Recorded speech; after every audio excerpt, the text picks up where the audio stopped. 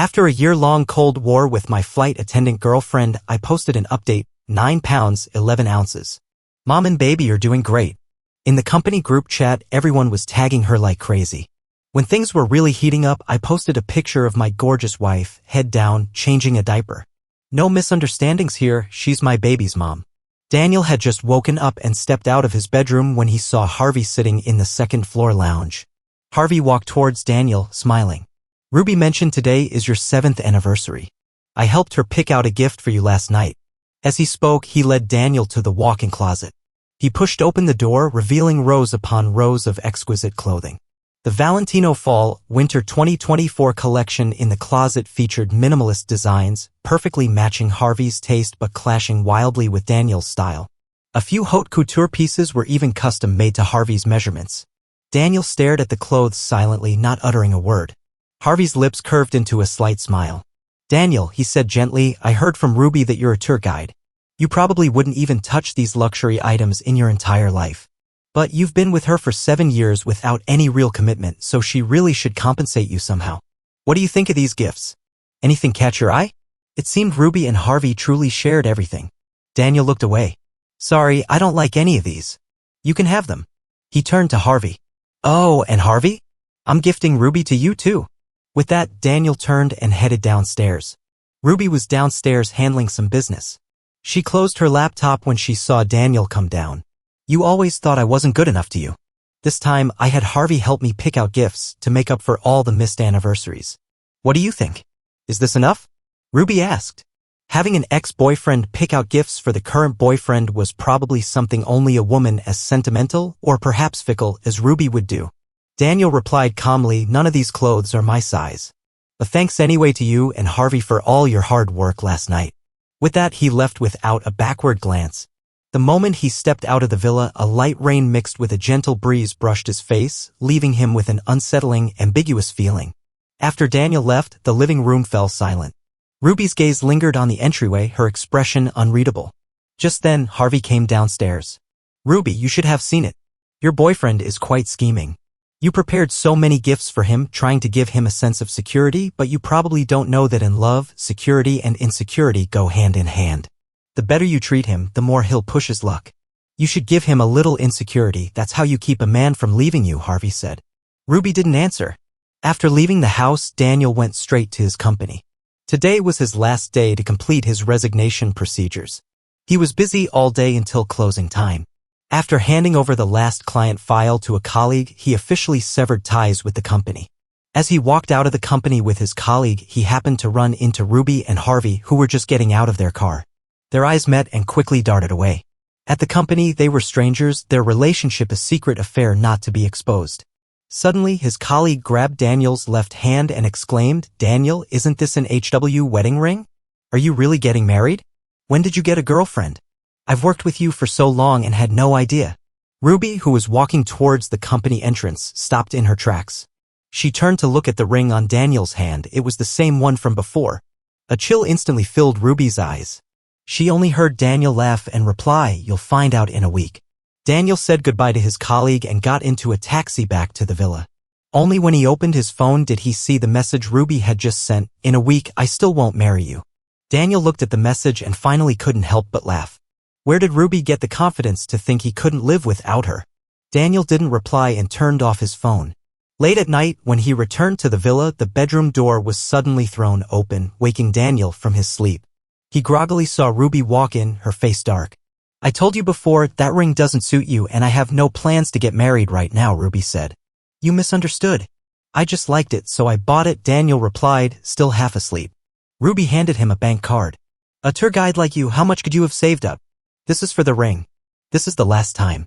Don't do things that cause misunderstandings anymore, and don't say things that mislead people. If you do this again, I'll never marry you in my life. Never in my life. Daniel instantly became much more awake. He looked at the bank card, finding it incredibly ironic. It wasn't that Ruby couldn't afford the ring, it was because, in her eyes, buying a ring meant getting married and she didn't want to marry him. Marriage was always a choice based on weighing pros and cons, he just wasn't her first choice. But what she didn't know was she wasn't his first choice either. Daniel's gaze slowly moved from the bank card to Ruby's face. 7 years seemed to have left no trace on her face. She was still as beautiful and delicate as ever. Perhaps because she was already married, perhaps because she had tied the knot with someone else, perhaps because she already had a definite other half. At this moment, as he gazed at this familiar face, his heart felt no ripples. I've already paid for it myself. You should take this card back. I don't need it. Daniel handed the card back to Ruby, then turned around and sank back into his dreams. Ruby was stunned. For the past half-month, she had felt like Daniel had undergone a complete transformation, as if he were a different person. She didn't want to dwell on it and turned to leave. However, as she turned, she noticed 8 large suitcases piled in the corner. What are you doing? Why are all these suitcases here? Daniel, still facing away from her, replied faintly, planning to go back to my hometown for a bit. Ruby frowned, puzzled. Why the sudden urge to go back home? Over the years, Daniel rarely mentioned going home. She knew very little about his family background. Nothing much, just miss my parents. Want to go see them? Then you don't need to bring so much luggage. It's not like you're not coming back. These are things I want to take home and treasure, Daniel said calmly. Over the years, he had traveled extensively and collected many souvenirs which he had kept at the villa. Each item held a special meaning. He couldn't bear to throw them away, nor could he leave his beloved possessions in a place devoid of love. Those 8 28-inch suitcases, packed to the brim, were what he had sorted out alone at home while Ruby was traveling with Harvey. It had taken him an entire week. Ruby's doubts finally eased. Perhaps she had never truly worried. After all, in her eyes, Daniel was the most well-behaved and understanding man. In their 7 years together, they had spent more time apart than together, and Daniel had never argued. He wasn't like other men who checked up on her, nor did he quarrel with her over her affairs. Ruby firmly believed that such a deeply loving man like Daniel wouldn't leave her. She added, I've been very busy lately, so I can't go back with you. You'll be alone. Daniel interrupted her, it's okay. I've called a car. Someone will pick me up and drop me off. You don't need to worry. Hearing this, Ruby secretly breathed a sigh of relief. Okay, when you get home, remember to let me know. She was afraid Daniel would suggest taking her home to meet his parents and bring up marriage again. After 3 years, Daniel didn't need to guess Ruby's concerns. She was afraid of being taken to his home. 3 years ago, Daniel had suggested taking her home. At that time, on an impulse, he wanted her to meet his parents. He had even worried that his parents wouldn't approve of him and Ruby, that they would think Ruby wasn't good enough for him. However, that day, Ruby was unusually angry and threw an unprecedented tantrum. He would never forget Ruby's words then. Daniel, what makes you think I would marry you? What makes you think someone of my status would marry you? It wasn't until that day that he understood, in Ruby's heart, he had always been the one not good enough for her. And he had never truly entered her heart.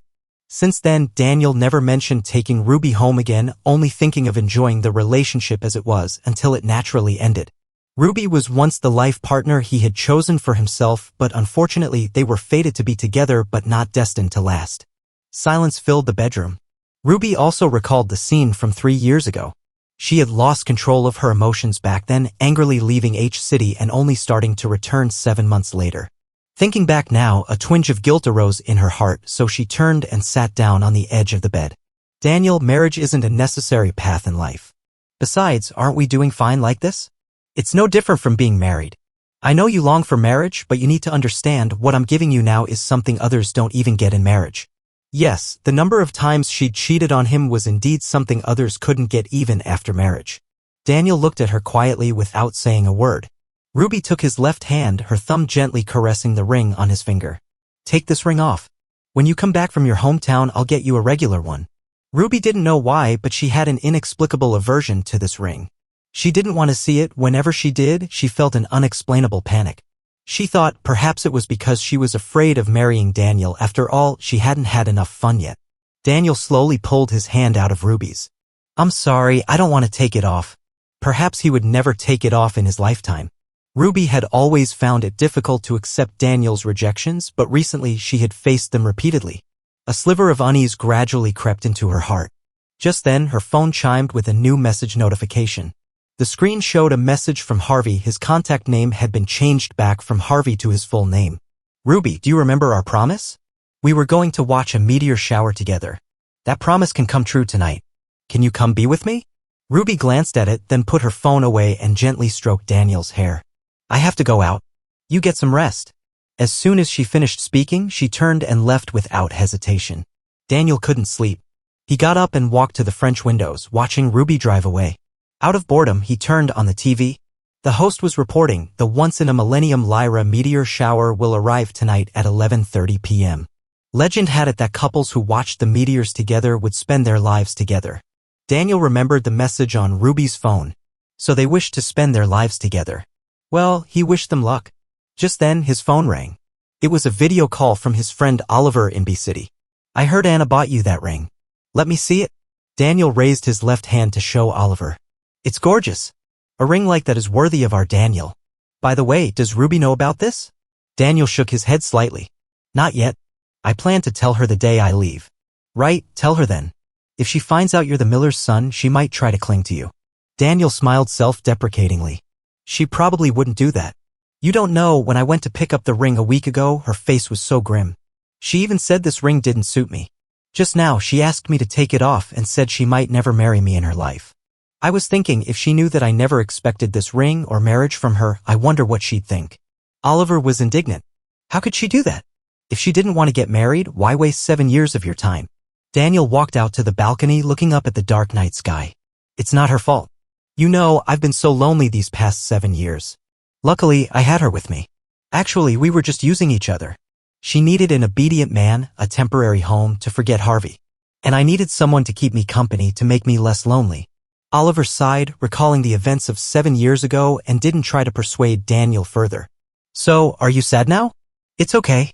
I can accept her for a relationship, but for marriage, I have my own standards. Even though we were together for 7 years, if I really had to marry her, I would still hesitate. During these 7 years, Ruby had been all over the place. Daniel knew she had many lovers on the side. He had always chosen to turn a blind eye because he knew they were just in a relationship. If it were marriage, he absolutely couldn't accept it. Oliver agreed. In our circles, marrying into the right family is really important. Anna, whom your aunt and uncle chose for you, is a better match. They chatted for a while longer before ending the call. Daniel stood on the balcony, the diamond on his ring sparkling in the night. The next day, while Daniel was having breakfast, he received a text from an unknown number. It's Harvey. Let's talk.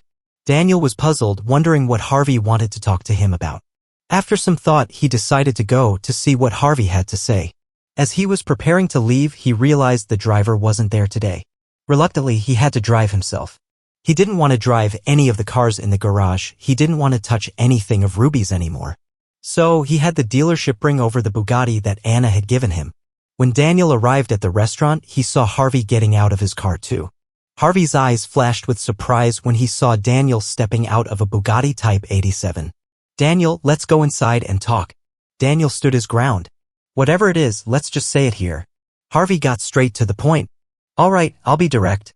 There are some things Ruby can't bring herself to tell you, so I have to be the one. Ruby is sentimental. You've been with her for 7 years, even a dog would have feelings after that long. She can't bear to make you leave just like that. You're all alone in H-City. Leaving Ruby must be hard for you, right?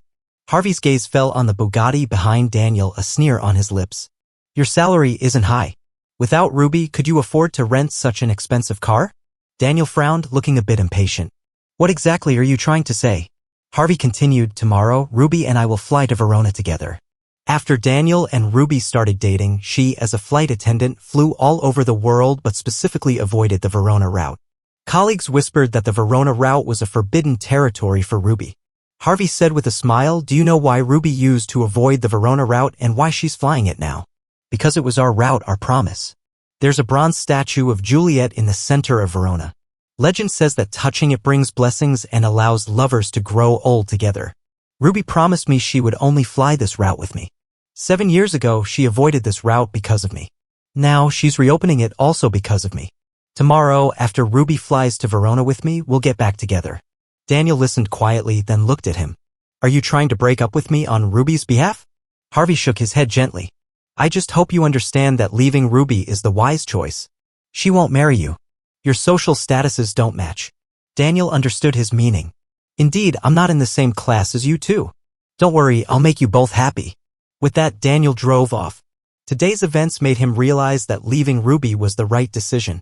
Back at the villa, Daniel sat on the living room sofa looking through the wedding plans Anna had sent him. You arrange it. Anna quickly replied, I'll pick you up in 2 days. A wedding is a major life event. Let's discuss the details when we meet. It'll be all about you. Okay.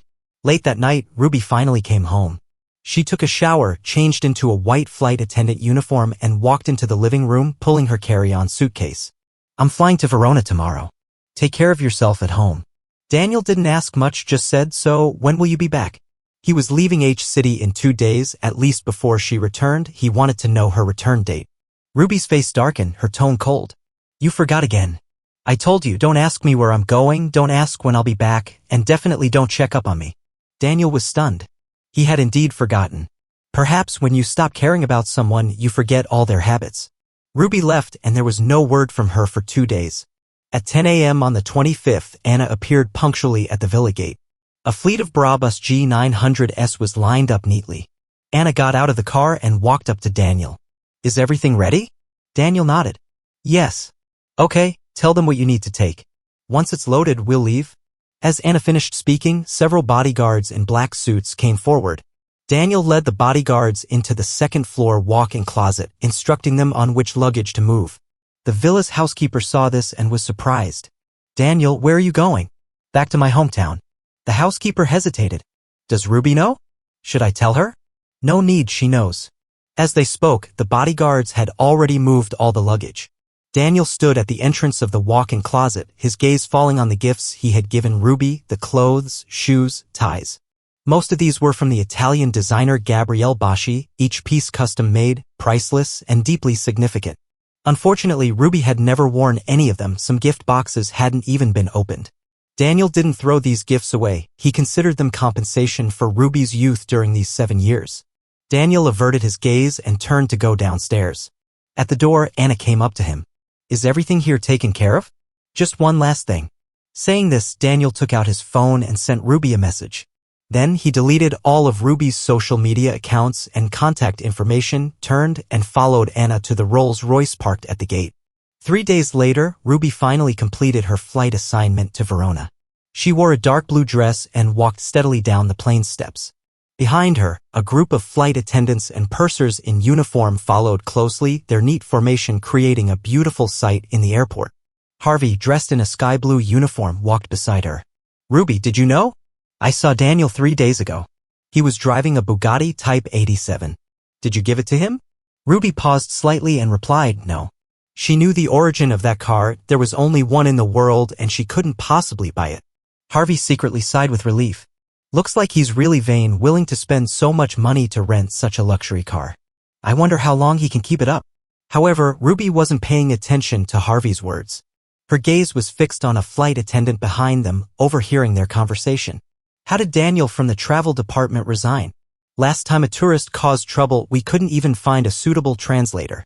Ruby stopped and turned to ask the flight attendant, who did you say resigned? Daniel. He's New Horizons' most famous travel customizer and the only tour guide fluent in 10 languages. It's such a pity he resigned. Ruby was stunned. Why did she know nothing about Daniel's resignation? She pressed on, why did he suddenly resign? According to the head of the travel department, he went back to B-City to get married, apparently to someone from his hometown. Married? Ruby couldn't believe it. Frowning, she took out her phone. After turning it on, she saw the message Daniel had sent her 3 days ago. Ruby, whatever you thought we had, don't take it seriously. I'm back home, married to the woman my parents picked out for me. Ruby froze, quickly replying with a question mark. However, after the message was sent, a red exclamation mark appeared. Message sent, but rejected by the recipient. Ruby gripped her phone tightly, unwilling to give up. She tried a voice call only to be told the recipient has not added you as a friend and cannot be reached via voice call. Exiting the voice call interface, she clicked on Daniel's profile picture again and found that his original solo photo had been replaced with a wedding photo of a couple in formal attire. Ruby stood motionless, her eyes locked on Daniel's picture on the phone screen. Harvey noticed her strange behavior and walked over concernedly. Ruby, what happened? His gaze followed hers to her phone screen. When he recognized the person in the photo, Harvey couldn't help but exclaim, is that Daniel? He's already married? In the picture, Anna leaned closely against Daniel. They looked incredibly well-matched. Ruby's face grew darker and the air around her seemed to freeze. She coldly put away her phone, took firm steps, left the airport, and drove straight to the villa. Upon returning home, Ruby angrily pushed open the villa's main door and found the housekeeper. Where's Daniel? She asked. Seeing Ruby's grim face, the housekeeper replied cautiously, Daniel left with a lady 3 days ago. He said he was going back to his hometown and that you knew. After hearing this, Ruby turned and went up to the second-floor bedroom.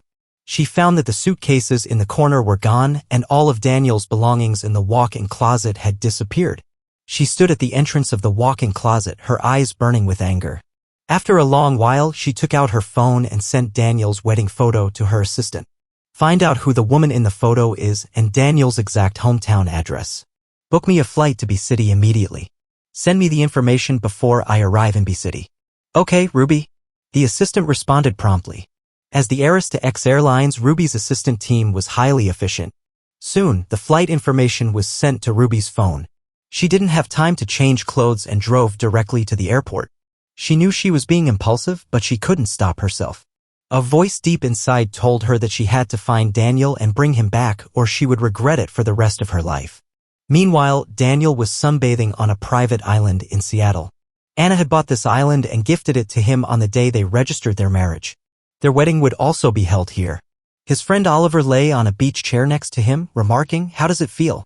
Like you've got that 7 years ago feeling back?" Daniel looked at the turbulent sea in the distance and slowly replied, "Yeah, this is the life for me. I've had enough of the hard times, only sweetness remains. Good thing you accepted your parents' matchmaking arrangement. Otherwise, Ruby might have hurt you even more," Oliver said, his tone full of dissatisfaction when mentioning Ruby. Daniel smiled. "Don't mention her anymore. It's all in the past. If Anna hears, she'll misunderstand." Just as he finished speaking, Anna walked over. She wore a simple white long dress and sat down next to Daniel's beach chair, smiling. "What are you two talking about?" Daniel took off his sunglasses and looked at Anna. "Nothing. Is your meeting over?" "Yes, most things are handled. From now on, I'll focus on planning the wedding and spending time with you," Anna replied. Oliver, hearing this, looked at Daniel with a knowing smile, the gossip shining in his eyes. He cleared his throat. "It's getting a bit cold. I'll head back first, Daniel." Oliver got up and left, not forgetting to glance back at Daniel. Daniel felt a bit shy under Oliver's gaze, the tips of his ears turning a faint red. He and Anna hadn't known each other for long, only about half a month in total. They still didn't know each other well, so he still felt a bit awkward around her. With Oliver gone, only Daniel and Anna remained on the vast beach. They sat quietly, the calls of seagulls and the sound of waves crashing against the rocks weaving together, creating a harmonious atmosphere. Time passed quietly. Anna turned her head, her gaze soft as she looked at Daniel. "Shall we go for a walk? I heard you can catch small fish in the shallows." Daniel met Anna's eyes and nodded gently. "Okay, let's go for a walk." With that, they both stood up and walked towards the shallow water. Meanwhile, Ruby arrived at the airport. Harvey in his purser uniform approached her. He was about to work his next flight. Harvey stopped Ruby, asking with concern, "Ruby, why do you look so pale? I called out to you just now. Why did you walk off without looking back? Did something happen?" Ruby was solely focused on getting home to find Daniel and hadn't noticed Harvey at all. "It's nothing. I have something to take care of. I can't fly with you on the next few flights." Harvey's heart skipped a beat. He asked tentatively, "Is it because of Daniel?" Ruby's face clouded over, a hint of displeasure in her brow. She never liked others prying into her private affairs, not even Harvey. "I'm in a hurry. I have to go." She didn't answer Harvey's question, left him with those words, and walked straight to the boarding gate. Harvey watched Ruby's retreating figure, his hands clenched tightly at his sides, his eyes filled with unwillingness. Ruby entered the VIP lounge, changed out of her white uniform, and put on the clothes her assistant had brought. She sat in the lounge, constantly calling Daniel and messaging him on various social platforms only to find she was blocked. Ruby took a deep breath, trying to suppress her frustration. She kept telling herself that Daniel wouldn't get married. He loved her so much, willing to be with her for 7 years without any real commitment. How could he marry someone else? Boarding time arrived quickly. Ruby sat by the window in first class, gazing at the clouds outside, her eyes deep, lost in thought. 2 hours later, the plane landed in B-City. As soon as Ruby deplaned, she received a call from her assistant. "Sorry, Ruby, we can't find Daniel's exact hometown address. But we've identified the woman in the photo. It's Anna, the head of the booths." Anna. Ruby had heard her family mention this name. To become the head of the family at such a young age showed she was a formidable person. Her family had warned her that no matter how wild she was outside, she should never provoke Anna or the consequences would be dire. How did Daniel get involved with Anna? The assistant on the other end of the line, seeing Ruby didn't respond, asked, "Ruby?" Ruby snapped back to reality. "Go on." "We found out that Anna is holding her wedding soon. The groom is Mr. Daniel. The location is Seattle." "When is the wedding?" "The 30th, which is the day after tomorrow." Ruby took another deep breath. "Book a flight to Seattle." After hanging up, Ruby returned to the airport preparing to fly to Seattle. Since learning about Daniel's marriage, she hadn't rested. Her mind was a mess, unable to think calmly. Going to be city, then flying to Seattle seemed to be her instinctive reactions. She clearly didn't care about Daniel, so why did her heart ache so much upon hearing he was getting married, even leading her to make such impulsive decisions? By the time she came to her senses, she was already on the flight to Seattle. On the eve of the wedding, Daniel felt an indescribable emotion, finally realizing he was about to get married. Although Anna doted on him in their union, a sliver of unease still lingered deep in Daniel's heart. Oliver sensed Daniel's anxiety and gently patted his shoulder. "Don't worry. From what I've observed, Anna is truly a good woman. She's gentle and considerate. I heard she personally planned every detail of this wedding. She even specifically researched your preferences and even flew in Juliet roses to decorate the wedding venue. She just wants the best for you. Although she might seem a bit cold on the outside, her eyes are always full of tenderness when she looks at you. Even if she stops loving you one day, at least she'll give you enough respect in front of others. And she's very generous to you." Saying this, Oliver took Daniel's hand and pointed to the ring on it. "Of course, you can afford these things too, but the meaning is different. Anna is willing to spend money on you. Even if you divorce in the future, you'll get half of her assets. It's a win-win situation." Oliver's words were pragmatic, but in their circle, most marriages were unions of interest. 7 years ago, to escape such a fate, Daniel left B City and went to H City alone. Back then, after a fierce argument with his family, he resolutely ran away from home. Even when his bank cards were frozen, he never looked back. He found a job through his own abilities and even met a flight attendant girlfriend, Ruby. Daniel once thought he had found true love and could spend his life with Ruby without having to bow to family arrangements. However, reality dealt him a heavy blow. Ruby didn't love him and never thought of marrying him. 7 years had exhausted him and made him see reality clearly. He finally chose to compromise with his parents and accept an arranged marriage. As the only son in the family, his parents naturally took his choice very seriously. The marriage partner they selected would certainly not be bad. Indeed, his parents' judgment was correct. Anna was truly an excellent marriage partner. Daniel came back to his senses, his gaze falling on the diamond ring on his ring finger. Yes, Anna was indeed a good marriage partner.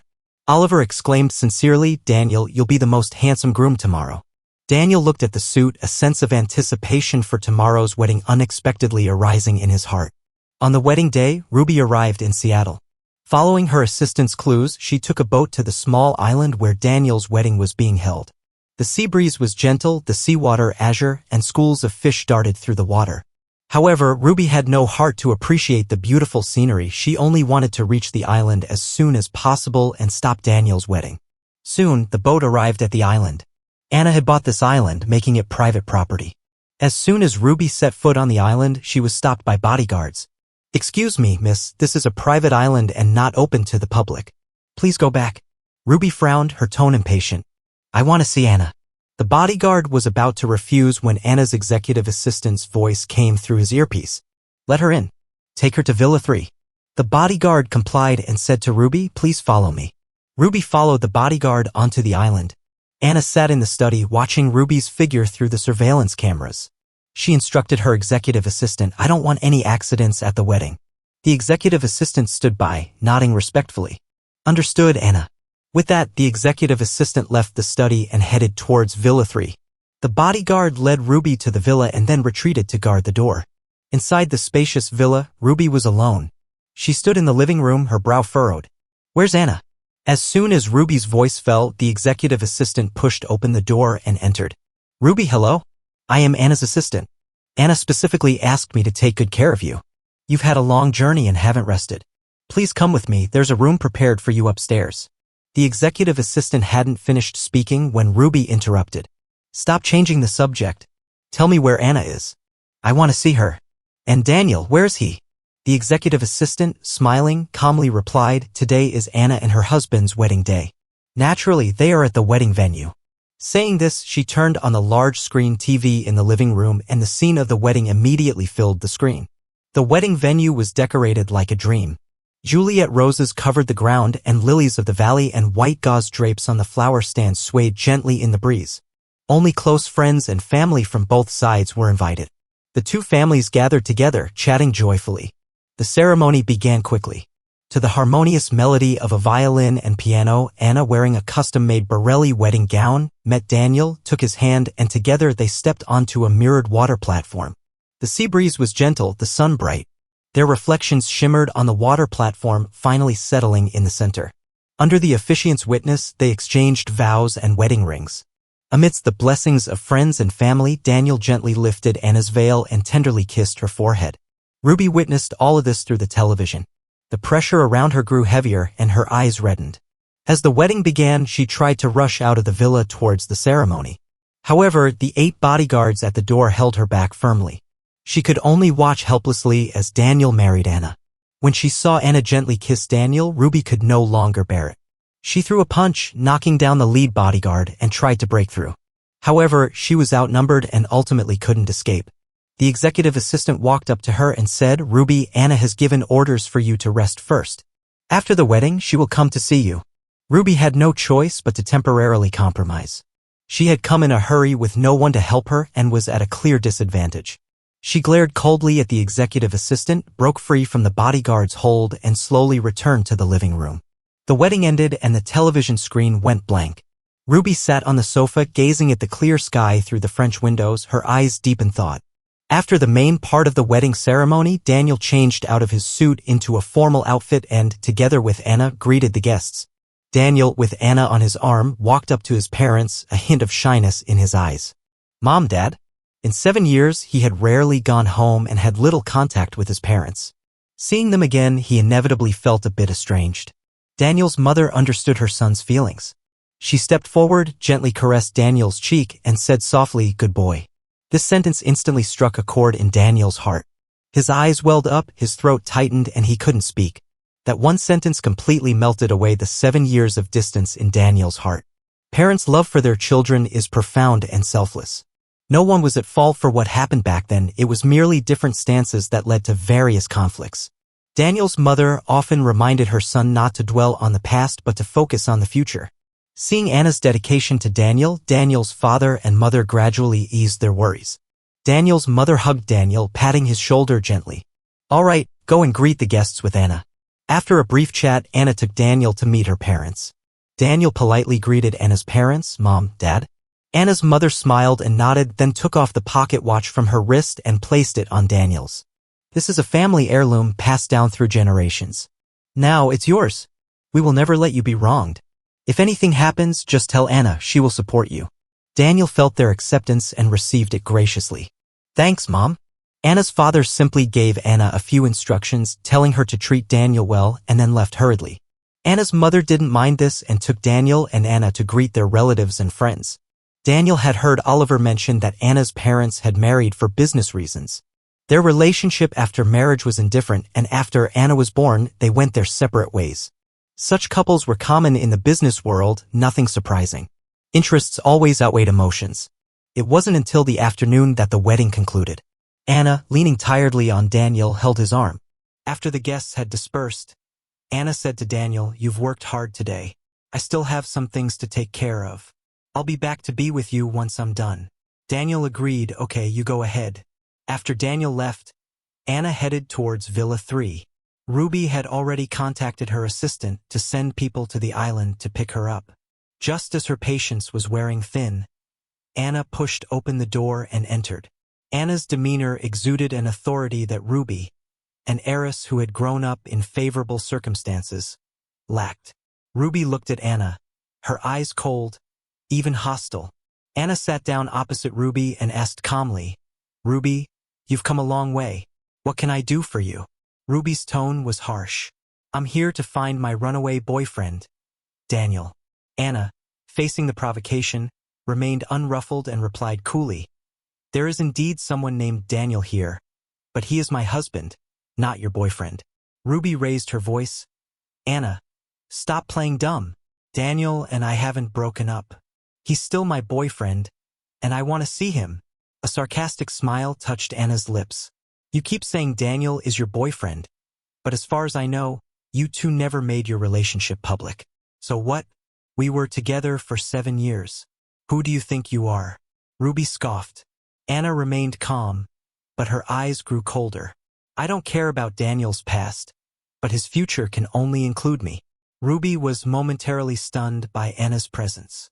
Blinded by anger, she had forgotten that Anna was not someone she could easily provoke. Those who opposed Anna usually met bad ends. Ruby regained her composure, took a deep breath to suppress the anger in her heart, and spoke slowly and deliberately. Just one meeting. I have something to ask him. Seeing Ruby's sudden change in attitude, Anna also softened her tone. Since Ruby has put it that way, I have no reason to refuse. If he agrees to see you, I won't stop him. If he doesn't, then I can't help you either. With that, Anna stood up to leave. Ruby called out to her, I want to see him now. Anna said coldly, Ruby, surely you know what day it is today? Don't push your luck. After speaking, Anna left the villa without looking back. Ruby watched Anna's retreating figure, the anger in her eyes almost materializing, yet she was helpless. Anna left Villa 3 and returned to her and Daniel's marital suite. After Daniel returned from the wedding venue, he had a quick bite and went to sleep. He was still asleep when Anna returned. Gently closing the door, Anna turned to the housekeeper and instructed, prepare some food. Bring it up when the Mr. wakes up. The housekeeper nodded. Yes, miss. Anna then went to another room to shower and change. By the time Daniel woke up, it was already 8 in the evening. The small lamp on the bedside table cast a warm yellow glow. Daniel glanced at the time on his phone and whispered, How did I sleep for so long? A message from Anna, sent 3 hours ago, popped up on his phone. The housekeeper has prepared dinner. When you wake up, come out and have something to eat. Seeing this, a wave of warmth instantly washed over Daniel's heart. Putting down his phone, Daniel got out of bed, ready to go downstairs for dinner. Just as he opened the bedroom door, he saw Anna working on the sofa in the bedroom's living area. Anna, dressed in casual loungewear, was working on her laptop on the sofa. Seeing her, Daniel slowed his steps, afraid to disturb her. When Anna saw him come out, she put down her laptop, took off her glasses and said, Don't go downstairs. I'll have the housekeeper bring dinner up. Daniel nodded and, retracting his steps, sat down on a single armchair in the living area. Anna looked at the distance between them and chuckled softly. Why are you sitting so far away? I'm not going to eat you. Daniel hadn't expected Anna to be so direct and was momentarily at a loss. No, Anna smiled, expertly interrupting his flustered explanation. All right, I was just kidding. After a pause, she continued, Ruby is on the island. She said she wants to see you, has something to tell you. Do you want to see her? Daniel was taken aback. He hadn't expected Ruby to follow him here. After a moment's thought, he shook his head. No, we've already broken up. There's nothing to say. Okay, then I'll have her leave tomorrow. Just as Anna finished speaking, the housekeeper knocked and entered, pushing a food trolley. There was a wide array of Chinese and Western dishes. Daniel once again marveled inwardly at Anna's thoughtfulness. They ate and chatted. After dinner, they returned to the bedroom. Daniel had only slept for a few hours and wasn't sleepy at all. He sat propped up in bed, reading a magazine. Anna came out of the bathroom after her shower and walked towards him, still enveloped in warm steam. Watching Anna slowly approach, Daniel's heart beat faster and faster. He couldn't focus on a single word in the magazine. Anna lifted the covers, got into bed, and leaned against him, speaking softly. Is this magazine really that interesting? Anna was very close, and as she spoke, her warm breath fanned the skin on Daniel's neck. Daniel's heart skipped a beat, his cheeks flushing slightly. It's all right, but tonight is our wedding night. Are you sure you want a magazine to spend it with you? Anna's low voice fell into Daniel's ears like a devil's whisper. They were both adults. He certainly understood what Anna meant. Daniel wasn't exactly an innocent, and Anna had made it so obvious. He couldn't pretend to be clueless any longer. He put down the magazine, turned to meet Anna's deep eyes, reached out to cup her face and said, "Of course, our wedding night can't be taken lightly." With that, Daniel proactively kissed Anna's lips. Although Daniel's actions were bold, the bright red tips of his ears had already betrayed him. Anna smirked, reached out to cup the back of his neck. "I'll definitely give you a wedding night you'll never forget." The night was long, the lights bright. The water glass on the bedside table rippled continuously, all night long. The next day, when Daniel woke up, he felt sore all over. The slightest movement sent a sharp pain through his lower back. Just then, Anna walked in with breakfast. Daniel took the bowl from Anna's hands. "I can do it myself." Anna didn't insist. "Okay, rest well today. Tomorrow we're off to Tahiti. I'm taking you on a honeymoon. Will it affect your work?" Daniel asked. Anna reached out and gently stroked Daniel's hair, reassuring him. "No, it's all taken care of. We have plenty of time. You can go wherever you want. You rest well. There's one last thing to handle. I'll be right back." With that, Anna turned and left the bedroom. As soon as she went downstairs, the executive assistant came up to her. "Anna, Ruby is insisting on seeing the mister." Anna said coldly, "Ignore her. Send someone to escort her off the island later." "Understood." The executive assistant nodded and headed towards Villa 3. Ruby's face turned very ugly when she heard the executive assistant's words. "Tell Anna, I won't leave until I see Daniel. Ruby, the boat to take you off the island is already waiting at the port. Please come with me." The executive assistant's business-like attitude further fueled the anger in Ruby's heart. Just then, her phone buzzed with a new message. Her assistant had arrived on the island. The boat was docked at the port. Ruby put away her phone and said to the executive assistant, "My people are here. I won't trouble Anna." Saying this, she stood up and walked out of the villa. She certainly wasn't going to leave just like that. She just wanted to buy time, to find an opportunity to see Daniel. This seemed to have become an obsession for her. No matter what, she had to see Daniel. Perhaps it was fate. Ruby hadn't walked far from the villa when she saw Daniel. After breakfast, Daniel had regained some energy. Remembering Anna said they were going on a honeymoon, he decided to find his friend Oliver to discuss suitable honeymoon destinations.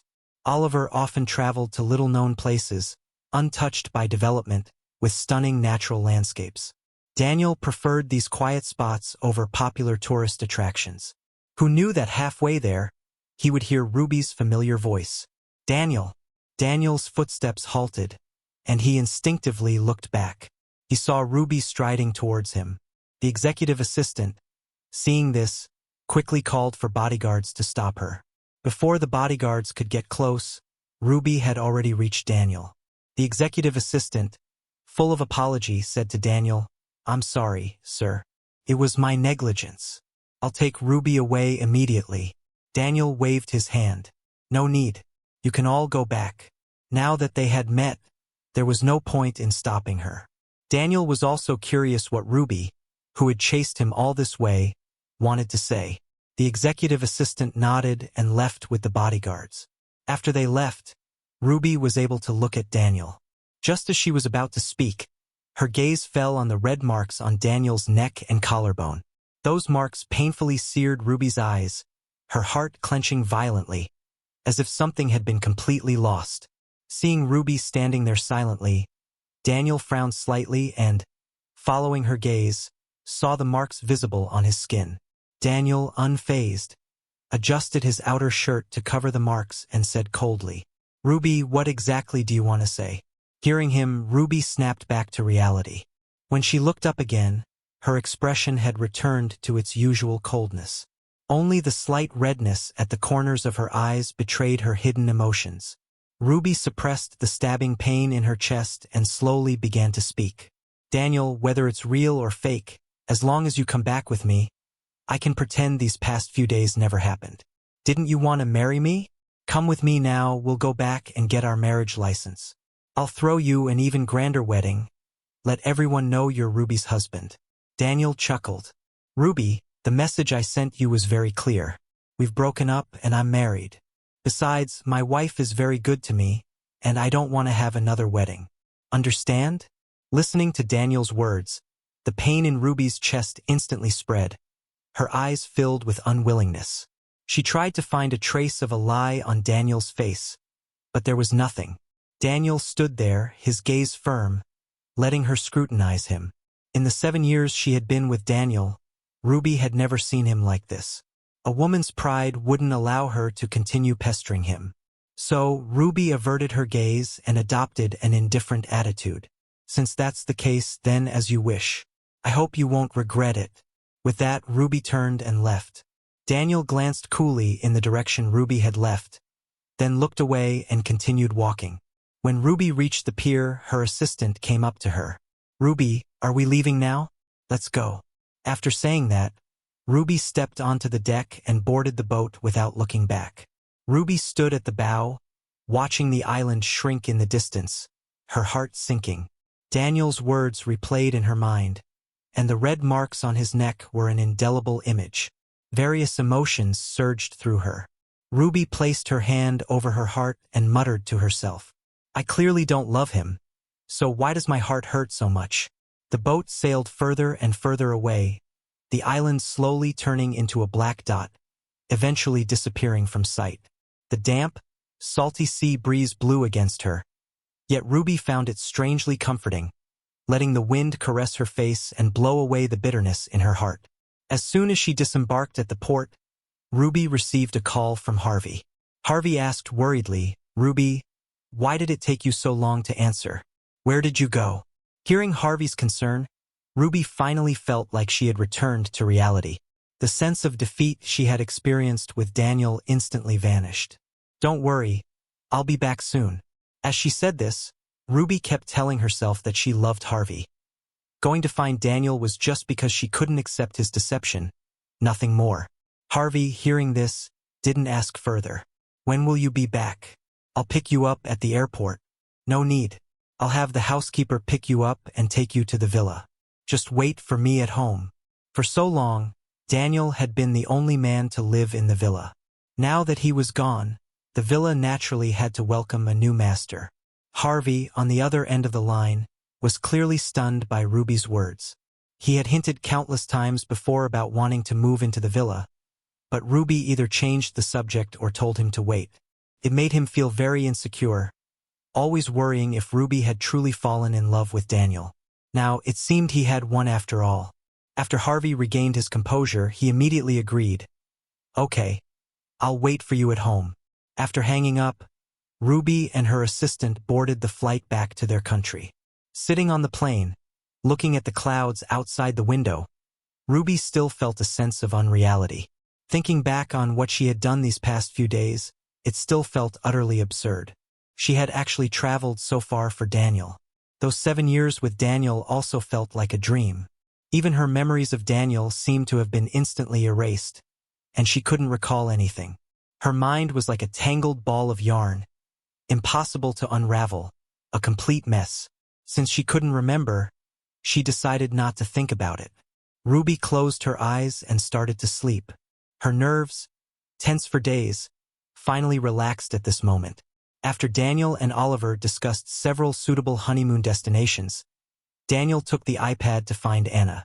Anna was currently sitting on the villa's terrace, reading a book. The long hair on her forehead was lifted by the gentle breeze, revealing her delicate profile, mature yet with a touch of girlishness. Seeing this, Daniel's heart skipped a beat. The heartbeat of his youth, dormant for years, resurfaced. At this moment, Anna also noticed Daniel standing at the door. Seeing him staring at her, she asked, "Why don't you come in?" Daniel, caught peeking, felt embarrassed. He composed himself, walked over to Anna, and handed her the tablet. "I think these places are also great for a honeymoon. What do you think?" Anna took the tablet and flipped through the travel itinerary Daniel and Oliver had put together. Malta, Slovenia, Estonia. Yes, whatever you like. The engagement and wedding were too rushed, you didn't have much say. I can only make it up to you with the honeymoon. Daniel met Anna's sincere gaze, the tips of his ears quietly turning red.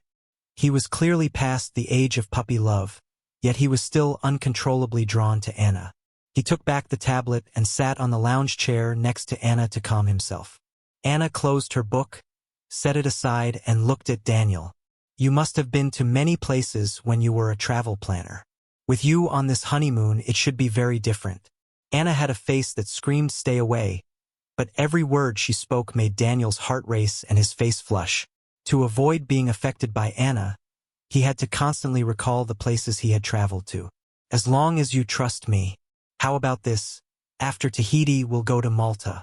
I've been there many times and know a lot of hidden gems. I'll take you to check them all out. I guarantee it'll be a different experience. And this one, Daniel talked endlessly. When discussing travel-related matters, he completely forgot his earlier discomfort. Anna listened intently to Daniel's explanations, slowly captivated by him. Following Daniel's descriptions, she could even picture the scenes he painted in her mind. Anna was gradually drawn in by the confidence in Daniel's eyes, a confidence that came from deep within, an absolute certainty in himself. For high society arranged marriages, investigating the other party's background before getting engaged was an essential step, and Anna was no exception.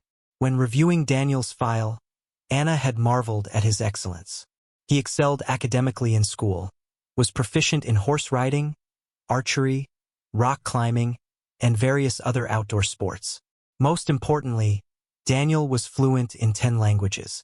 His status as an heir, coupled with these accomplishments, naturally attracted many seeking marriage alliances.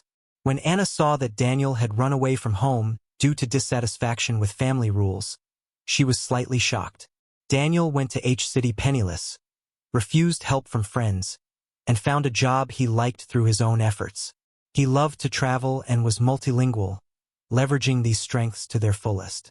So, when Anna learned that her arranged marriage partner was Daniel, she didn't refuse, agreeing after only a brief thought. Daniel's career was smooth sailing, but his love life was full of thorns. Ruby was playful.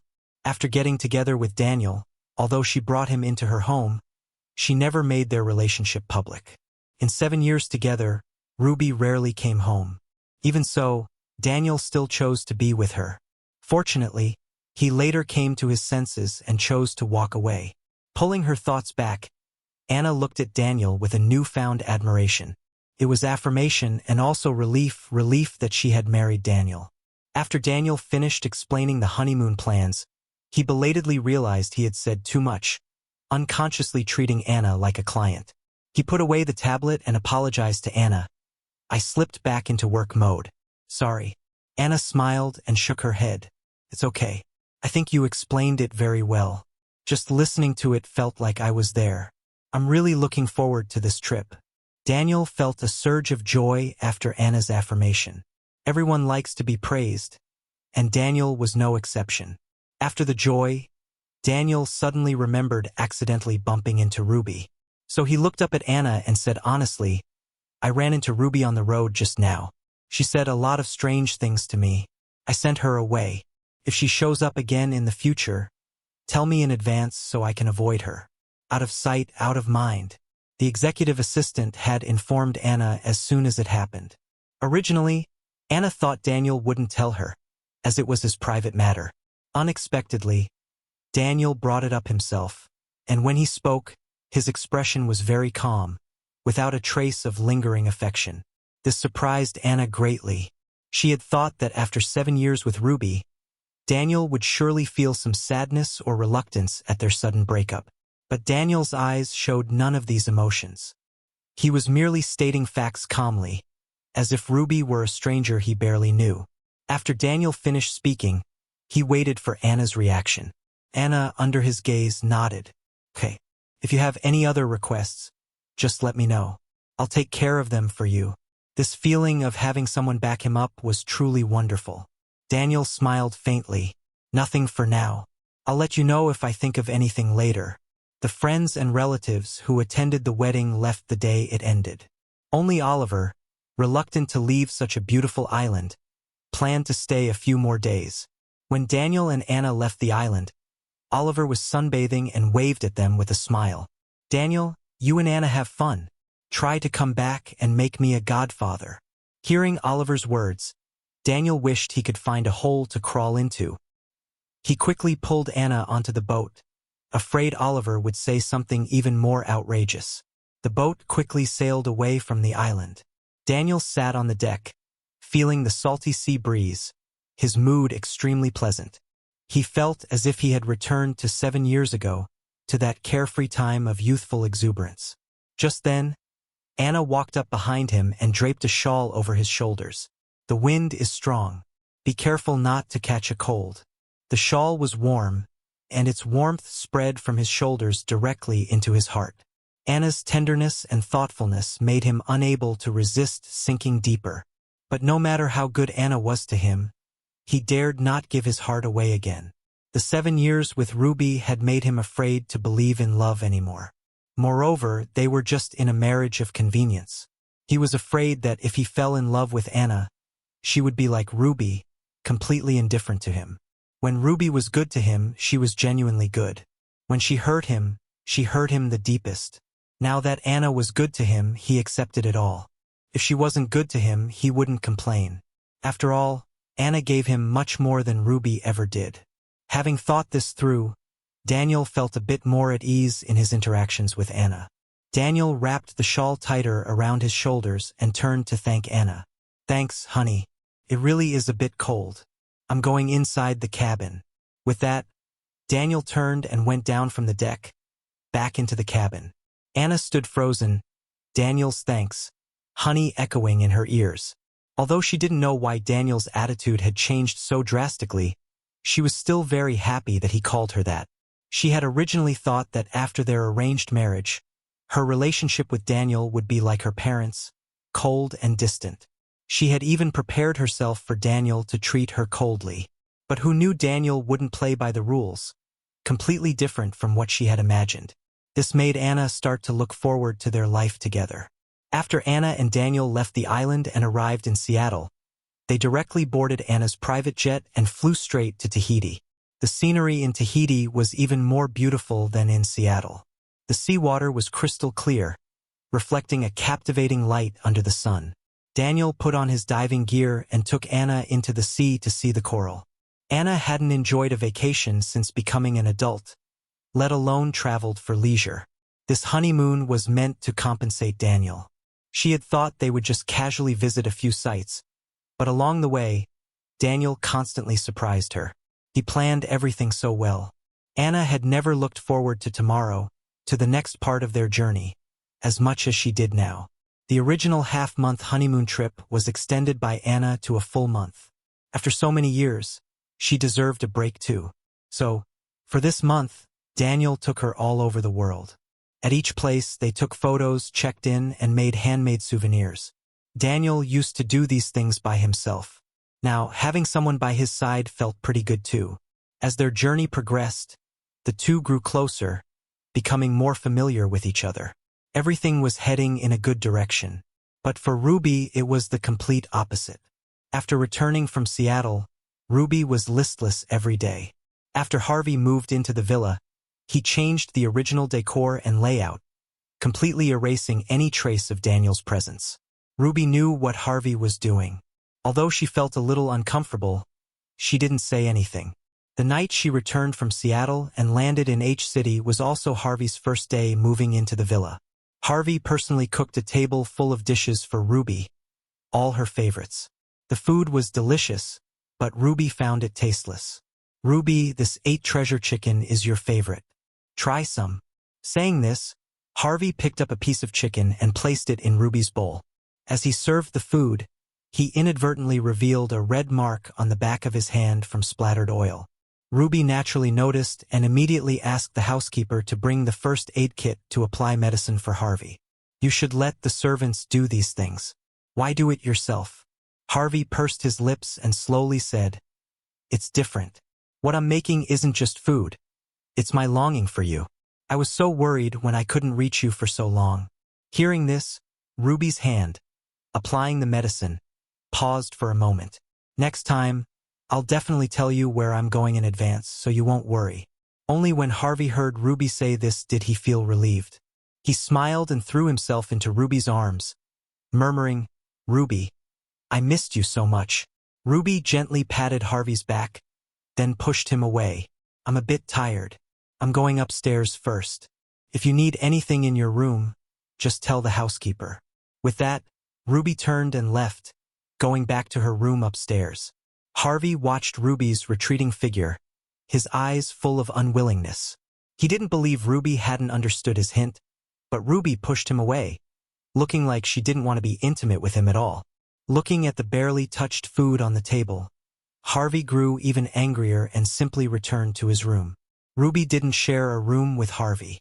She had only arranged for him to stay in the guest room, while she herself still stayed in the master bedroom she had shared with Daniel.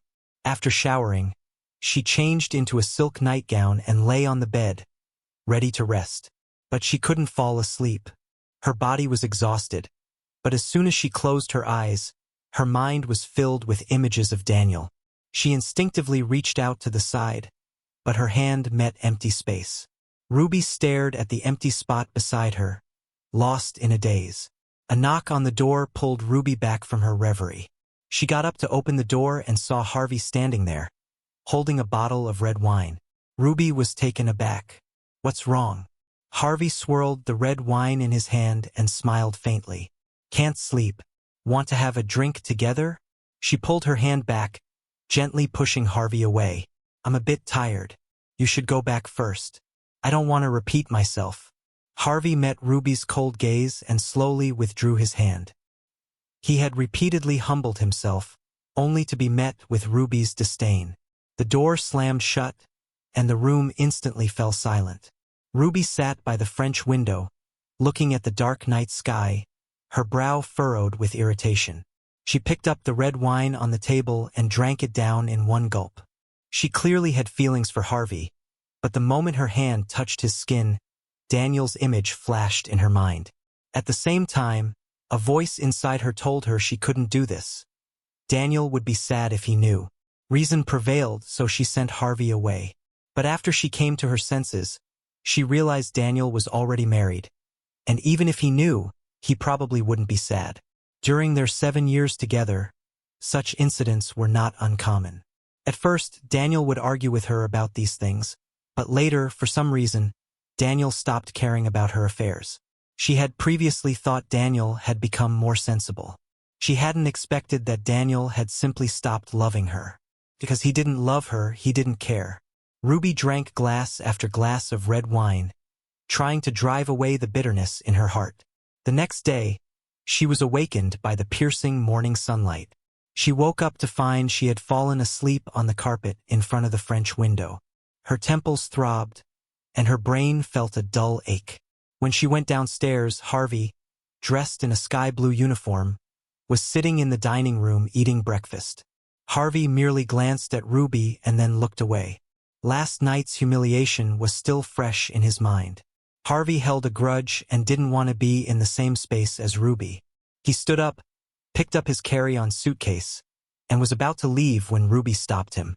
Although Harvey was angry, he didn't show it. Is something wrong? If it's not urgent, let's talk when I get back. I have a flight to catch. Ruby knew Harvey was still angry about last night. She had indeed been wrong. Harvey was her first love, the first man she had ever loved. Naturally, she was willing to be more patient with him. Ruby softened her tone. Last night was my fault. I apologize. I haven't been in a good state lately. Once I've adjusted, I'll go back to flying the same route with you. Since Ruby had offered an olive branch, Harvey had no reason not to take it. He smiled faintly. Let's not talk about the past. I'll wait for you to come back and fly with me. I'm running late, got to go. With that, Harvey lightly kissed Ruby's lips, then left with his suitcase. Ruby stood frozen, Harvey's warmth still lingering on her lips. But for some reason, a strange sense of disgust welled up inside her. She instinctively wiped the spot Harvey had just kissed and went upstairs to shower. After that day, Ruby forced herself not to think about Daniel. When she saw Harvey changing the layout of the villa, although she was displeased, she didn't stop him.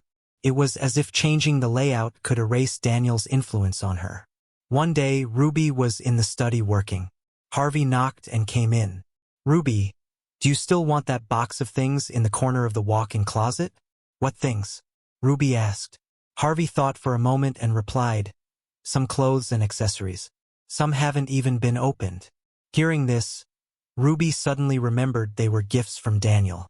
She had wanted to say, throw them all out, but the words died on her lips. I'll go take a look.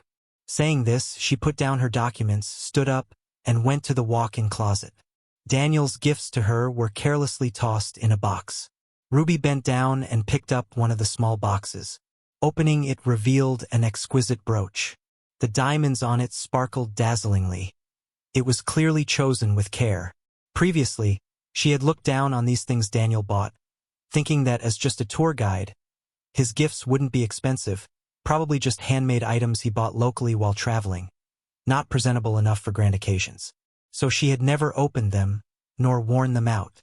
Now, opening them, she finally saw Daniel's thoughtfulness. Even a small brooch was so exquisite. He must have put a lot of effort into choosing it. Ruby put the brooch away, back in its place, and turned to Harvey. Leave it. I bought it before and forgot to open it. I'll organize it tonight.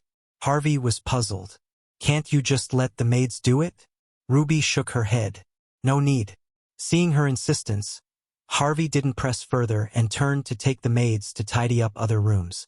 After finishing her work, Ruby went to the walk-in closet to organize Daniel's gifts.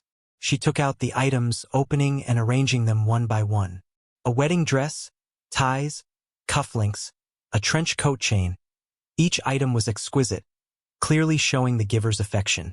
She should have thrown all these things out, but for some reason, she just couldn't bring herself to do it, as if throwing away these gifts would completely sever her connection with Daniel. After neatly arranging everything, Ruby left the walk-in closet. In the following days, Ruby continued as usual, flying various routes with Harvey. Daniel and Anna's month-long round-the-world honeymoon was also nearing its end. Their last stop was Semporna. Leaving Semporna, Anna felt a little reluctant. This month of honeymoon travel could be said to be the happiest time she had ever spent. Although Anna hid her emotions well, Daniel still noticed. On the flight from Semporna back to B-City, Daniel held Anna's hand and said, we don't have time this trip, but next time I'll take you to Rovaniemi to see the northern lights. The auroras there are incredibly beautiful. You'll definitely love them. Hearing this, a wave of warmth spread through Anna's heart. They say travel is the best way to test a relationship. During this trip, whether in terms of personality or preferences, she and Daniel were surprisingly compatible. Their relationship also gradually deepened, from initial unfamiliarity and distance to their current deep affection, like a couple passionately in love. Anna squeezed Daniel's hand, her eyes smiling. Okay, I'm looking forward to it. Just as she finished speaking, Daniel heard a familiar male voice from beside them. Hello, I am the purser for this flight. I will be at your service throughout the journey. But he stopped halfway through his sentence. Daniel looked up and met Harvey's shocked gaze. The flight attendant serving first class today had a last-minute emergency, so Harvey had to fill in. He just never expected to run into Daniel. He really wanted to ask Daniel why he was here, but he was currently working, and his professional ethics wouldn't allow it. Harvey composed himself and continued to introduce the in-flight meals to Anna and Daniel. Anna glanced at Harvey's face and remembered who he was. Ruby's ex-boyfriend whom she cheated with and broke up over. After Harvey finished introducing the meals, Anna turned to Daniel.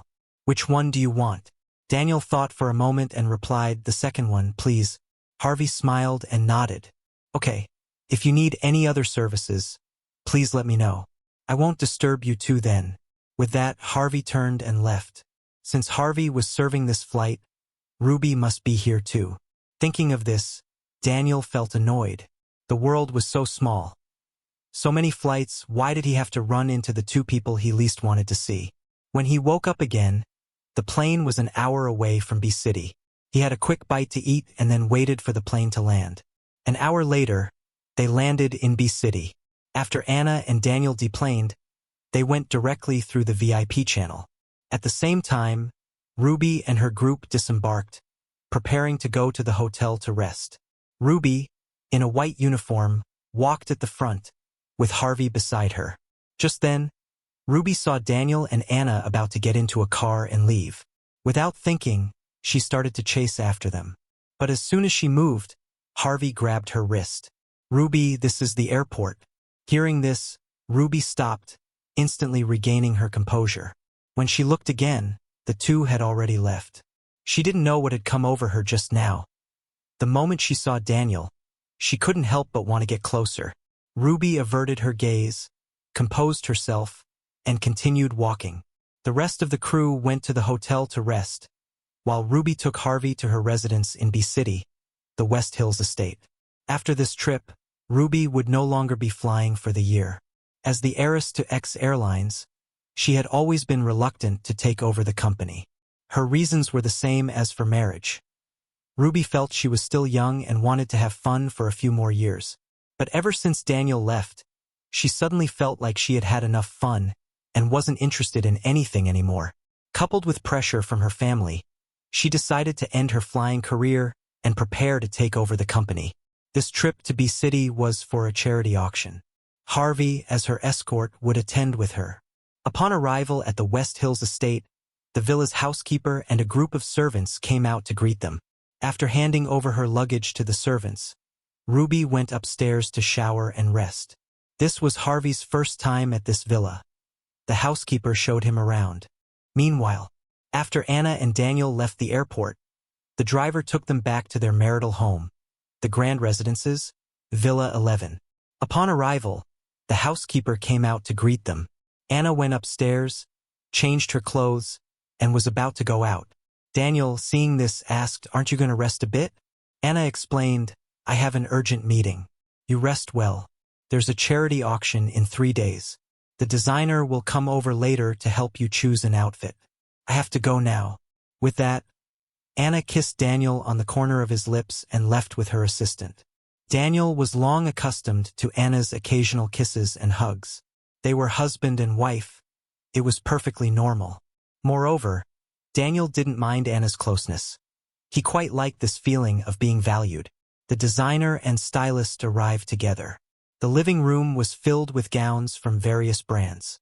The stylist, based on Daniel's preferences and figure, chose a wine-red satin suit, paired with a Cartier teardrop diamond watch and a diamond ring, enhancing his presence without losing his personal style. Daniel was very satisfied with this look. He then chose an outfit for Anna that matched his. Daniel really liked the touch of red on the gown, which perfectly complemented his suit. After choosing the outfits, Daniel asked the housekeeper to prepare the car. He was planning to go home and visit. The furnishings at home were still the same as before. Daniel's father and mother knew their son was coming back and had prepared a table full of dishes early on. Daniel had dinner at home.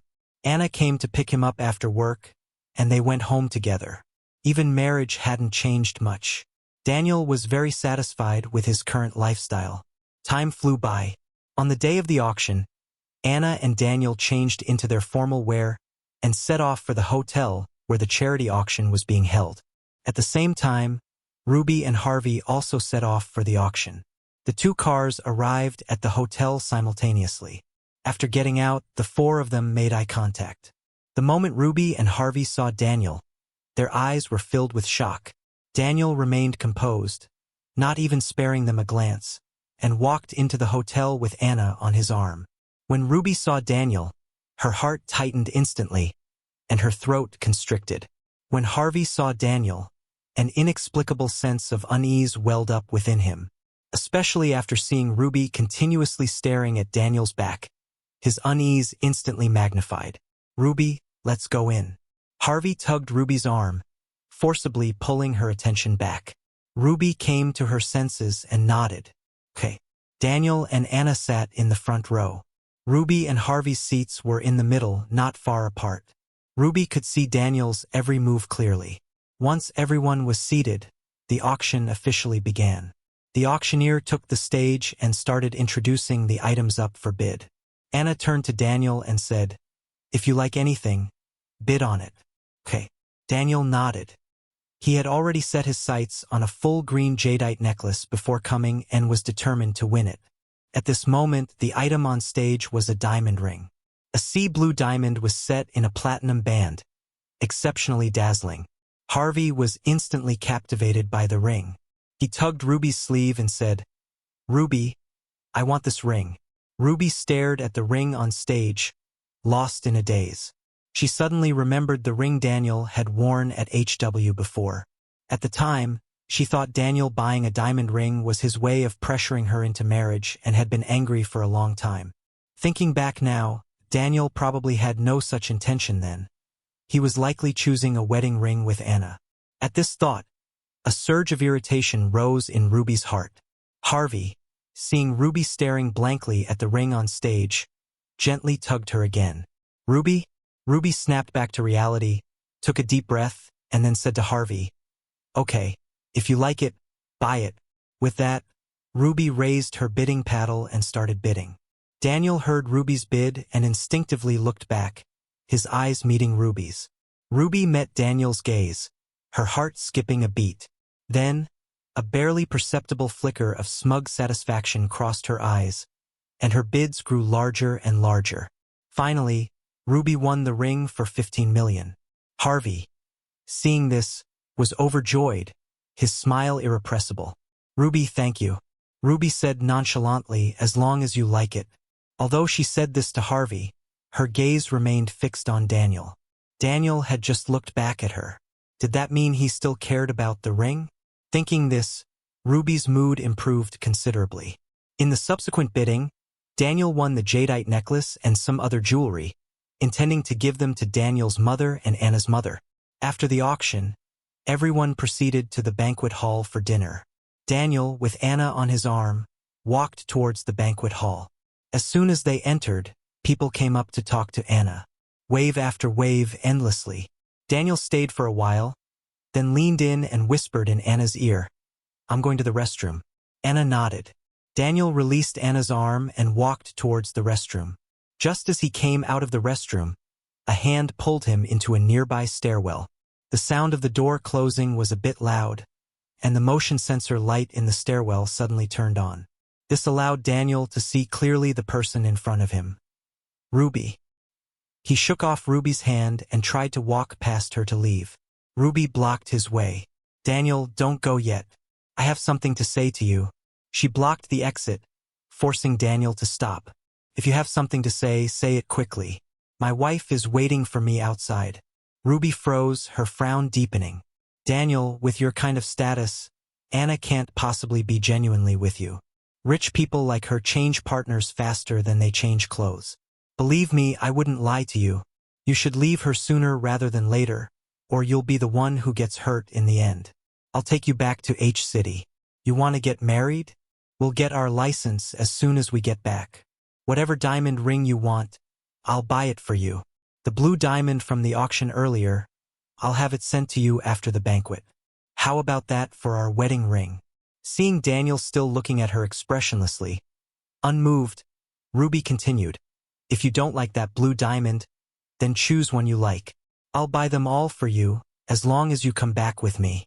Daniel met Ruby's gaze and slowly said, "What about Harvey?"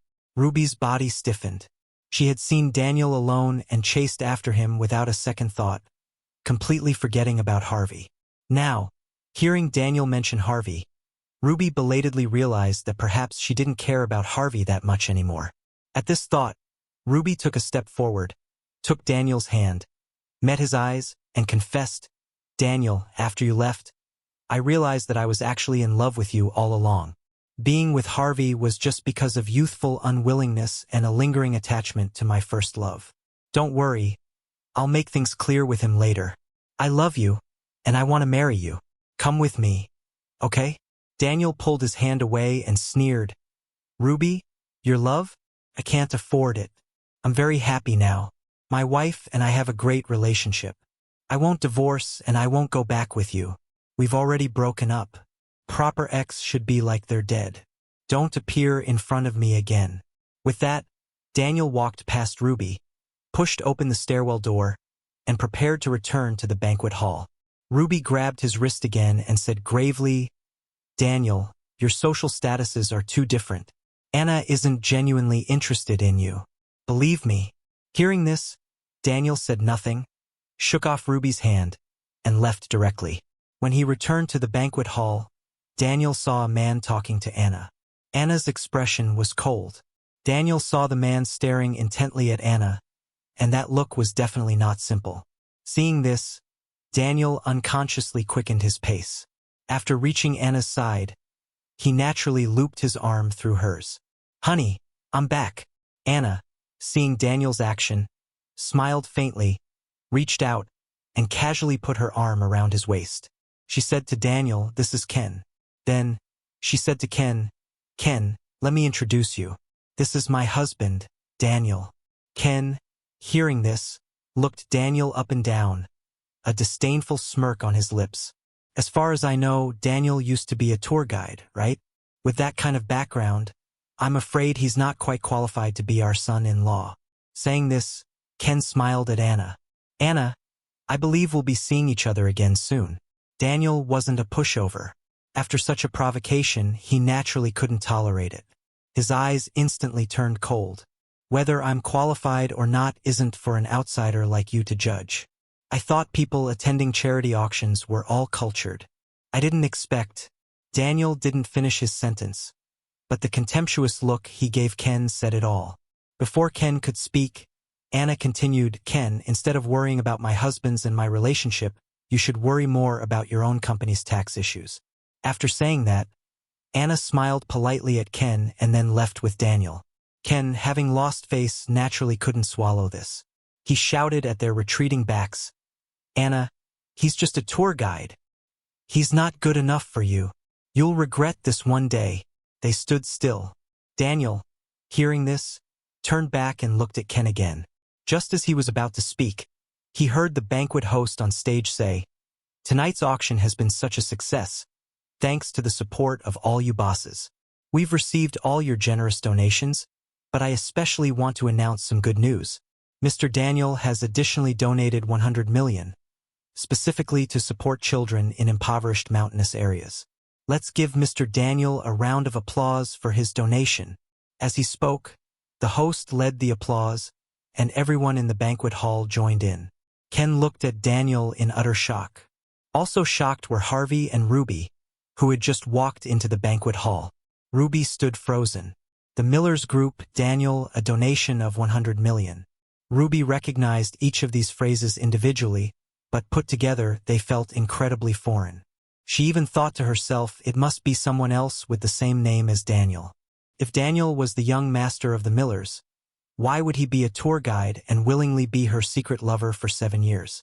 Ruby kept deceiving herself, but the reality was right in front of her. All eyes in the room were on Daniel, and the air was filled with everyone's discussions.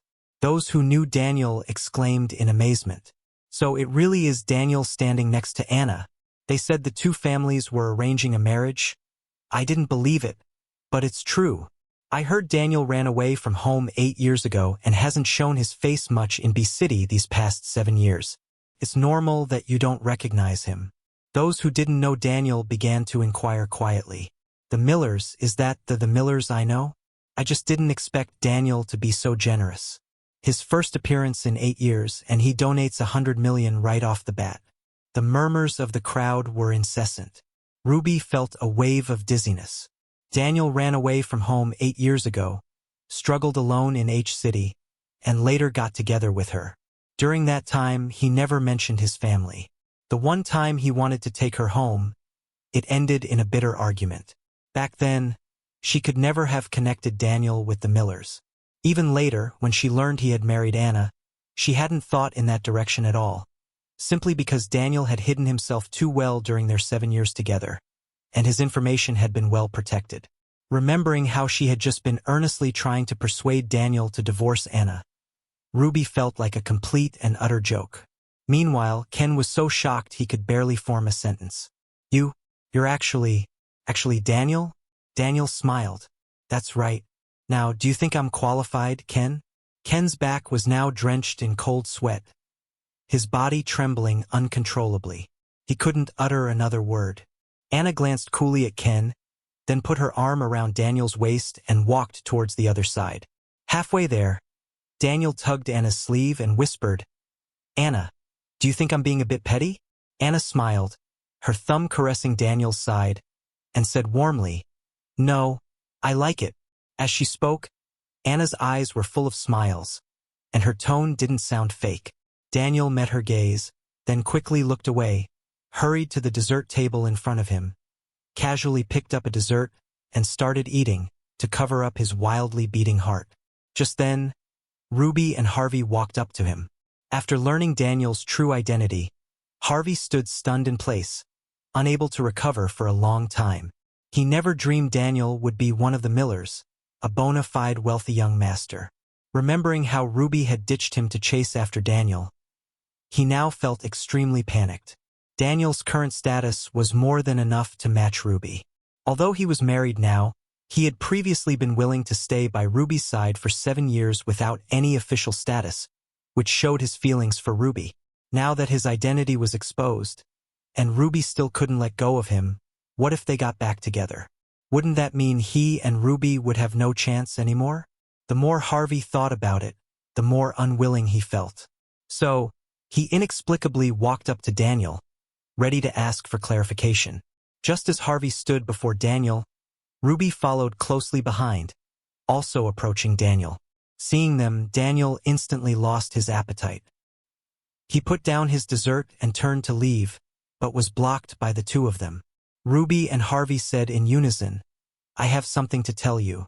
Anna arrived just in time and naturally stood beside Daniel. Looking at the two with their unpleasant expressions, she said, "May I ask what you two want with my husband? Perhaps you can tell me first?" Seeing this, Ruby frowned. "Anna, I'd like to speak with Daniel privately."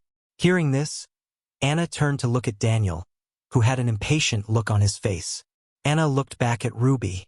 "I'm sorry, my husband doesn't seem to want to chat with you two. Excuse us."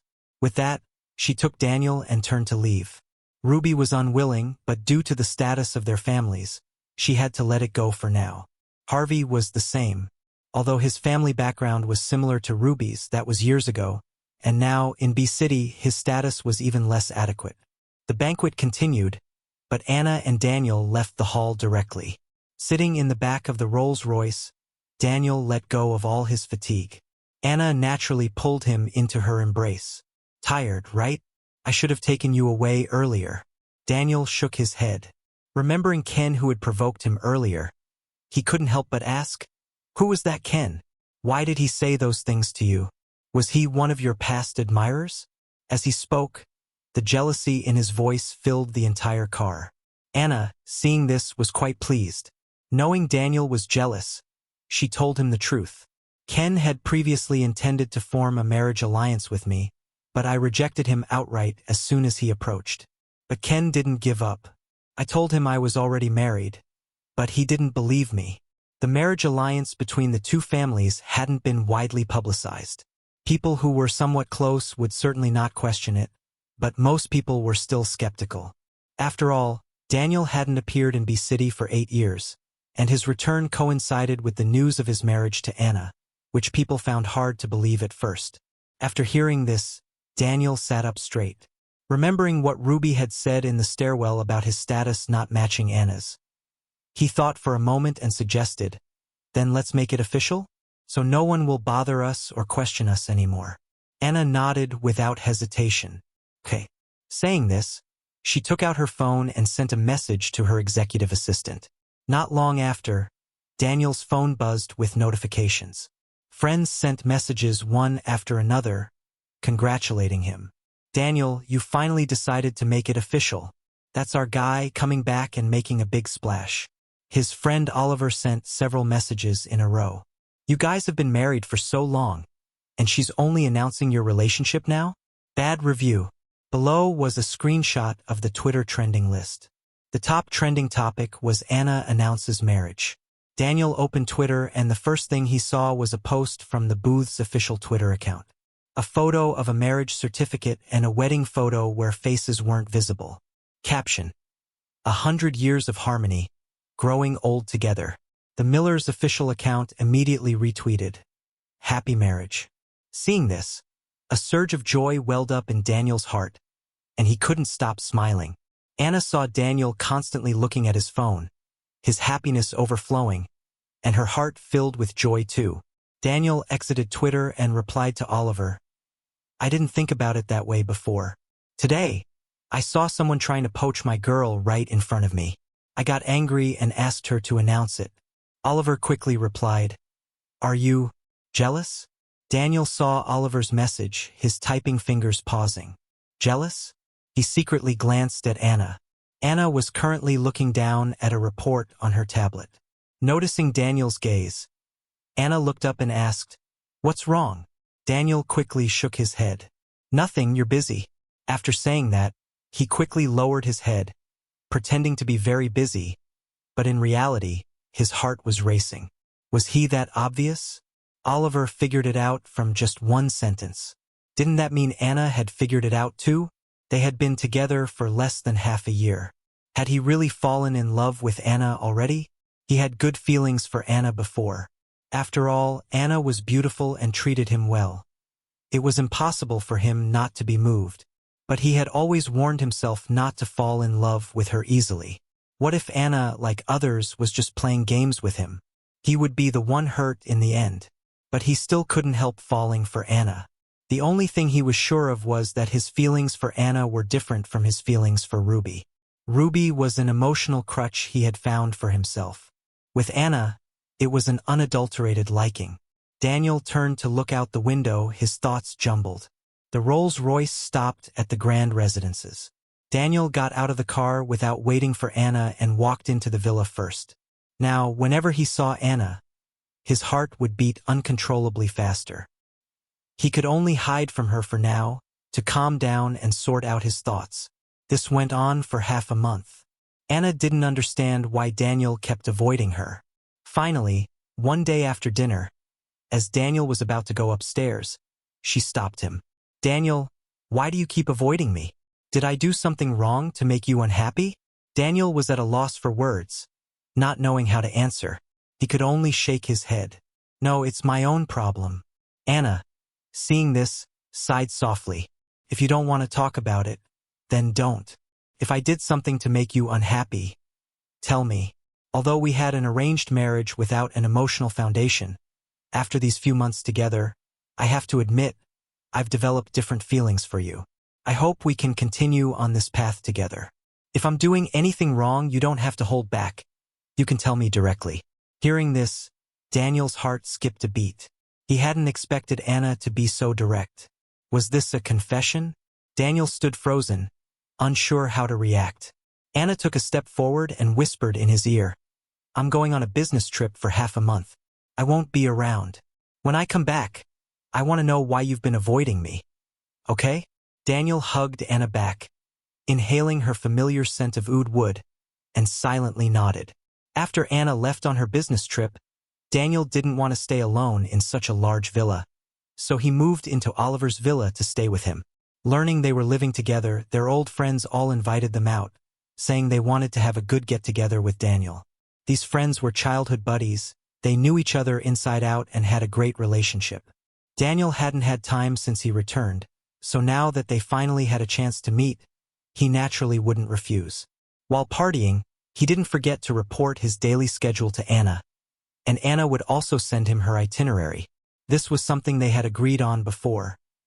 Even when they weren't together, they should know what the other person was doing each day to maintain their connection. One day, Daniel and Oliver went shopping at a high-end department store. Daniel had originally intended to buy some new clothes for himself for the change of season, but as he browsed, his hands unconsciously drifted towards the women's section. He picked up an outfit and imagined Anna wearing it. By the time he snapped back to reality, the sales assistant was already holding over a dozen women's garments. 3 sales assistants followed him. The lead one smiled at Daniel and asked, "Sir, shall I wrap all of these for you?" Daniel didn't hesitate and handed another jacket to the assistant. "And this one, wrap it up too." The sales assistant's face instantly lit up. "Okay, please wait a moment." Oliver, seeing this, couldn't help but tease, "I've never seen you this dedicated when buying clothes for yourself. Anna sure has her charm." Daniel, being teased by Oliver, admitted generously, "You're right. When you love someone, you give your whole heart. If you don't love them anymore, you walk away immediately." I can't give up on love just because of Ruby. After all, Anna is different from her. Oliver, hearing this, smiled and nodded. You've finally figured it out. My efforts as your love guru these past few months haven't been in vain. During this time, Daniel had confided his worries to Oliver. Oliver had counseled him for a long time, saying that in their social class, there was no pure love. Since Daniel liked Anna, he should love her freely. Even if love faded, he would still have power and benefits. It was a win-win situation. Daniel picked out over a dozen outfits for Anna and bought a few for himself before leaving the mall with Oliver. Just as they walked out of the mall, Daniel received a call from an unknown number. After hanging up, it called again. Oliver, seeing this, said, "Who is it so persistent? Maybe you should answer?" Daniel was also curious who it was, so he answered the phone. "Hello? Who is this?" A familiar voice came from the other end of the line. It was Ruby. "Daniel, I'm in B City. Can we meet?" Ruby's voice carried a hint of pleading. Daniel thought for a moment and agreed. "Okay, tomorrow at 10 in the morning. I'll send you the address." With that, he hung up the phone. Since the auction, Daniel's mind had been full of Anna. He hadn't thought about Ruby at all. He didn't know what Ruby wanted to talk to him about, but he wanted to use this opportunity to make things clear with Ruby once and for all. He was married now and naturally didn't want his ex-girlfriend constantly disturbing his life. Oliver asked curiously, "Who was that?" Daniel replied honestly, "Ruby. She said she wants to talk." "You agreed to see her? She's not going to start pestering you now that she knows your identity, is she?" Daniel shook his head. "No, I know Ruby. She's not like that. And I have something to say to her too. This is a good chance to clear things up once and for all so she won't bother my life anymore." Hearing this, Oliver said no more. He knew Daniel was sensible and wouldn't interfere further. They went to a few other malls for a while. Then Oliver drove Daniel back to the grand residences. After Daniel returned to B City, his father was eager for him to take over the company, planning to retire early and travel the world with Daniel's mother. After relaxing with Oliver for a few days, it was time for Daniel to get back to work. Back at the villa, Daniel personally hung the clothes he bought for Anna in the walk-in closet. After hanging them, he took a picture and sent it to Anna. "Bought you some new clothes for the season. Try them on when you get back?" Anna quickly replied with a voice message. "Okay, thanks, hubby." The sweet voice came through the receiver. Daniel's heart skipped a beat, his earlobes quietly turning red. He took a deep breath, put away his phone, composed himself, and then went into the study to start working. Meanwhile, Anna looked at the photos of the clothes Daniel had bought for her, a smile unconsciously playing on her lips. She stared at them for a while, then put away her phone and boarded the plane with her executive assistant, flying to her next business trip destination. Coincidentally, Harvey was also on this flight. Harvey was slightly shocked when he saw Anna but didn't approach her. Only after disembarking, he managed to stop Anna before she left the airport.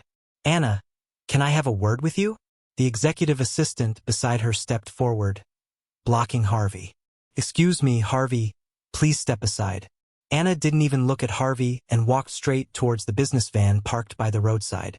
Seeing Anna about to leave, Harvey quickly said, "Anna, what I want to say concerns Daniel. Are you sure you don't want to hear it?" Anna's footsteps paused. She turned to look at Harvey. After a long moment, she slowly said, "All right, I'm rather curious what Harvey wants to say." Executive assistant, take Harvey to a private room. With that, Anna got into the car first and instructed the driver to head there. After Anna left, the executive assistant took Harvey to another business van. Harvey first went to the hotel to change his clothes, then went to the private room to find Anna. Seeing Harvey seated, Anna got straight to the point.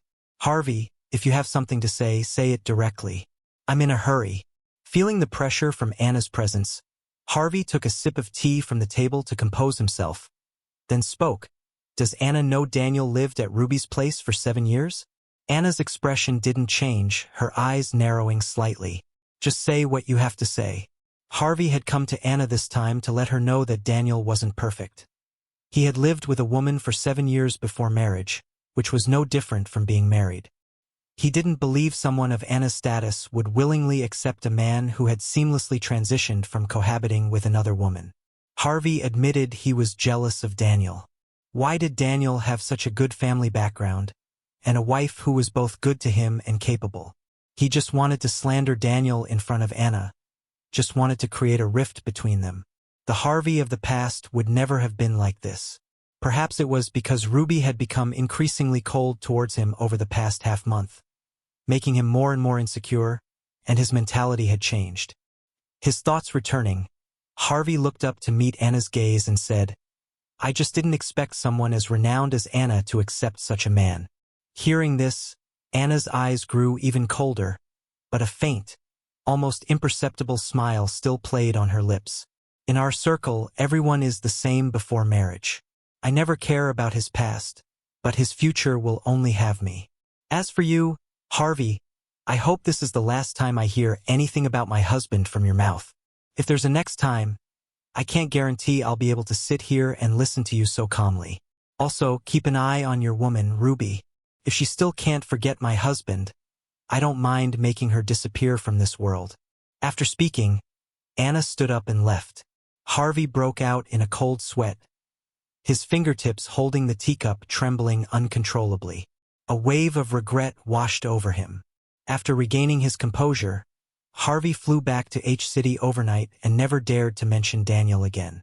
Anna always meant what she said. He couldn't let his selfish desires implicate his family. The next day, B-City. Gourmet Pavilion private room. When Daniel arrived, Ruby had already ordered food and was waiting for him. The moment she saw Daniel, a flicker of joy she herself hadn't noticed flashed in Ruby's eyes.